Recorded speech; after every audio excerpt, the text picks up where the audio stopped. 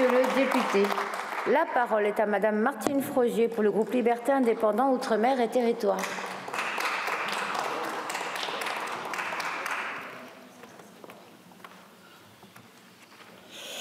Merci Madame la Présidente, Monsieur le Ministre, chers collègues. Notre système de santé, tel qu'il a été conçu au siècle dernier, est en crise. Nous sommes à un moment charnière, l'hôpital public va mal. Qu'il s'agisse des services d'urgence, de la pénurie des soignants ou de la multiplication des fermetures de lits.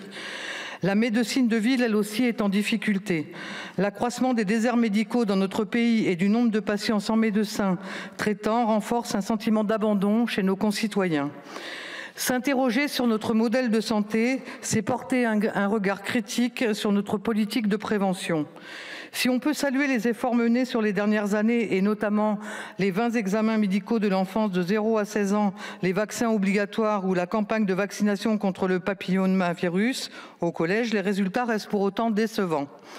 Certes, la tâche est difficile. Elle associe des facteurs aussi hétérogènes que l'éducation, l'alimentation, l'hygiène, les styles de vie, l'environnement ou même la situation géographique. Mais dans un contexte que nous avons rappelé de dégradation de la démocratie médicale dans de nombreux territoires, les résultats et les chiffres à notre disposition se révèlent alarmants. Aussi, si l'espérance de vie dans notre pays est l'une des meilleures au monde, la mortalité prématurée demeure encore trop élevée, tout comme les inégalités de mortalité entre hommes et femmes, entre territoires et entre groupes sociaux. Par ailleurs, la France montre un taux de dépistage, notamment dans le cancer, particulièrement bas. Seulement 22% des femmes éligibles ont effectué un dépistage du cancer de col de l'utérus contre une moyenne de 50% dans l'Union européenne. Chaque année, 140 000 personnes sont touchées par un cancer dit évitable. Le constat est posé. Malgré les politiques de prévention déployées, de nombreuses pathologies poursuivent leur progression.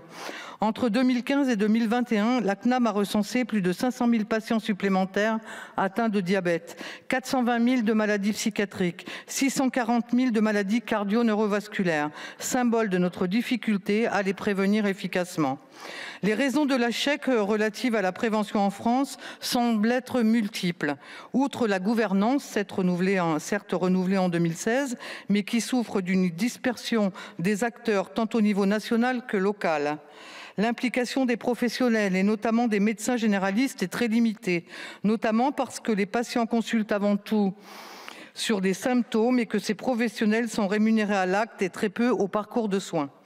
En outre, ces constats sont aggravés par les fortes inégalités sociales et territoriales et qui viennent elles aussi traduire l'insuffisance de l'efficacité des politiques menées jusqu'ici.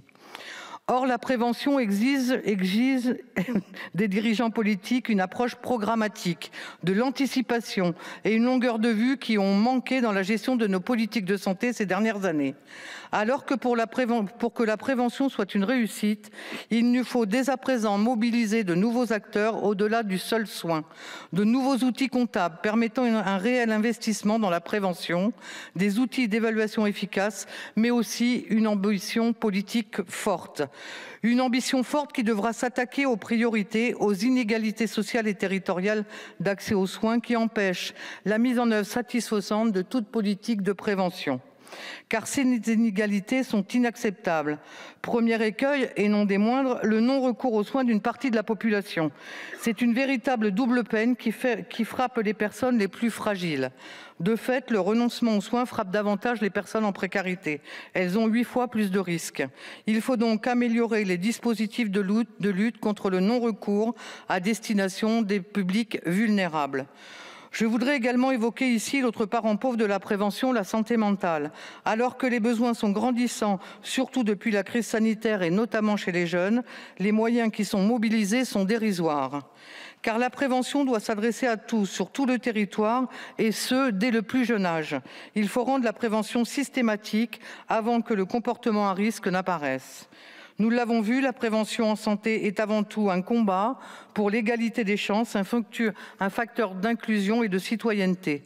Et si nous voulons préserver et sauvegarder notre modèle de santé et de solidarité, c'est bien l'ambition qu'il nous faut porter. Il est temps d'accélérer le virage préventif pour protéger tous les Français et leur donner la possibilité d'accéder à ce à quoi nous aspirons tous, vivre en bonne santé le plus longtemps possible. Merci. Merci, Madame la députée.